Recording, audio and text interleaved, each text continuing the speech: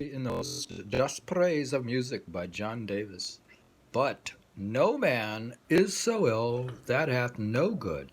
So no man in the abstract can be naught. Then 'tis no man that hates sweet music's mode, but something worse than all that can be thought.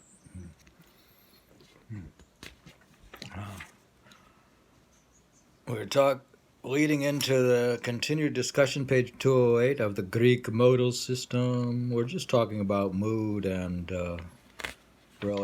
mood and mode in music. This is music theory class. The musical Greek modal system, and I shall use throughout the term mode is to refer to all such ethically informed musical patterns as the Greek harmonia, the tones of Christian liturgical chant in the medieval ages, the modern major and minor modes, was preserved in musica speculativa long after any music had ceased to resemble that of the Attic world. We have seen already how some of the confusions between that modal system and the medieval church tones resulted from the purely literary transmission of musical lore. There's a book here, dear, in both. We have the Kirk Sachs, The Rise of Music in the Ancient World, and Egon Wellesley, A History of Byzantine Music. For the Renaissance, so much interested in recapturing the lost fabled glories of the perfectly effective classic music. Descriptions of the modes and their effects in Plato, Aristotle, Plutarch, and other writers tempted theorist. We're talking about tempted music theorist. Tempted music theorists to construct all sorts of speculative models for the effects of modes and scales, and for the most part the casual ability to refer politely to the acknowledged fact of the Phrygian mode as having warlike and exciting effects, the Lydian as being voluminous and relaxing, the Dorian as being straightforward, justly and manly, and was never a touch of wonder, remained a literary passion. As far as English poets and speculative writers are concerned, the problems of modality is of special interest because of fortuitous linguistic circumstance. The English derivatives of the Anglo-Saxon mode, originally pride, courage, finally becoming feeling generically. Mode is pride. Courageous. Courage. That's one way to develop pride. The Latin modus, measure, manner, means, structure, pattern, fell together. That's the Latin word for pattern, is modus. Fell together in spelling and pronunciation at some time in the 14th century, the resulting form mood. Our word mood, in a way, comes from modus. Like moda.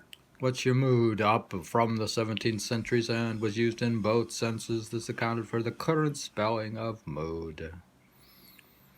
Do you think music can affect your mood? For what should systematically be called logical and grammatical modes, as opposed to what have, for the most part, crystallized into usages of mood for feeling. Now we've gone from just a bunch of music modes into mood and feeling.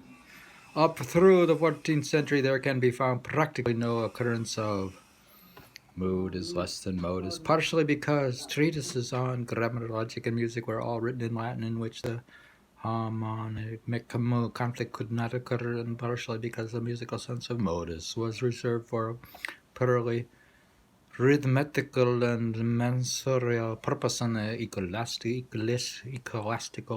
ecclesiastical modes were called toni in Latin. What's he do? He write this book? Chaucer. Modern language. We're reading from John Hollander. But with the renewed interest of the Renaissance in the music of antiquity, the use of mood to refer to the keys and transposing scales, the tone and the harmony of Greek music became increasingly common in English. So they like invent their own music was already elevated to the maximum. We're talking about using music to affect people's moods. With respect to the problems of musical aesthetics, however, the confusion of mood and mode brought together two notions whose conceptual association constituted a basic doctrine rather than the merely strained connection afforded by the pun, in some verses of John Davies of Hereford, in the most just praise of music, prefixed to Ravenscroft's brief discourse. A familiar notion is embroidered with a repetition containing a phrase that can only be read as illustrating this association. But no man is so ill that hath no good. So no man in the abstract can be naught. Then 'tis no man that hates sweet music's mood, but something worse than all that can be thought. Is that like saying if you hate music, it's the worst thing that can be thought of? It's the absolute worst. If he says I hate music, he's the absolute worst person on earth.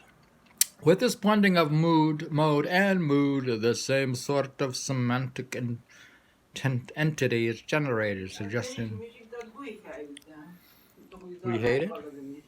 You don't really hate it, though. Oh yeah, some of us horrible, You some hate- good horrible word. I hate You them. hate some music. Oh, You love some music, certainly.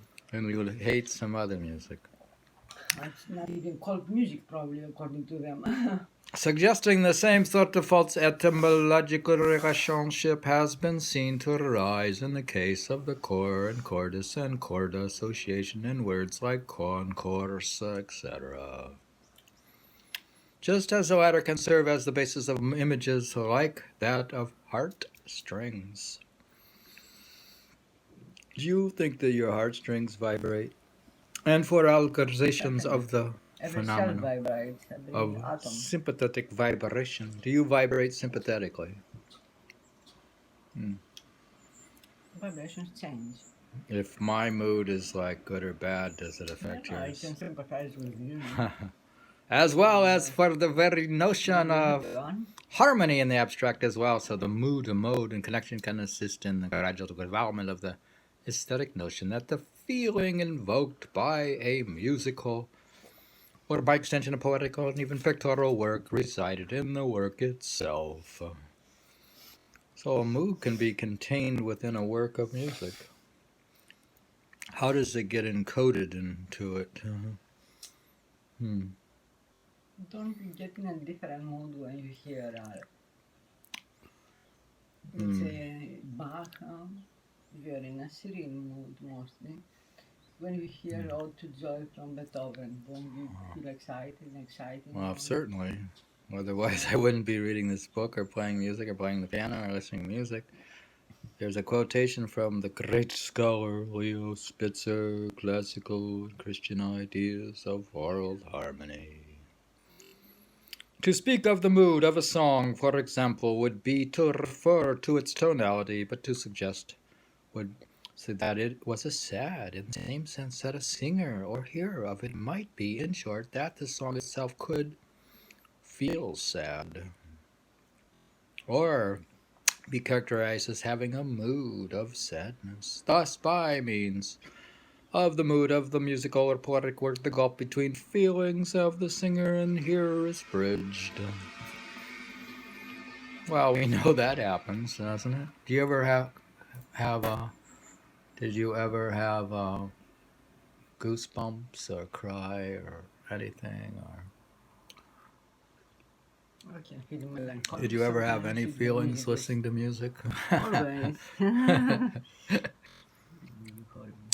In addition to this, the unusual association of the two English words helped in general to urge the further identification of succession of musical sounds with passion. Passion. Of the doctrine of the affections could appeal to the music of antiquity for its stress on the unmediated activity of musical progressions and patterns upon the feelings of the hearer, without the necessity appealed to any universal harmonic system. The eternal power of music could be shown forth. We just showed forth, we're discussing the absolute eternal power of music. Is there a power in chocolate? What's What are you doing? What's the absolute power of chocolate? We were reading about the absolute power of musical modes in the Greek system. We had read, we were reading from the Untuning of the Sky, the ideas of music and poetry. This is a breakfast hour with chocolate and coffee.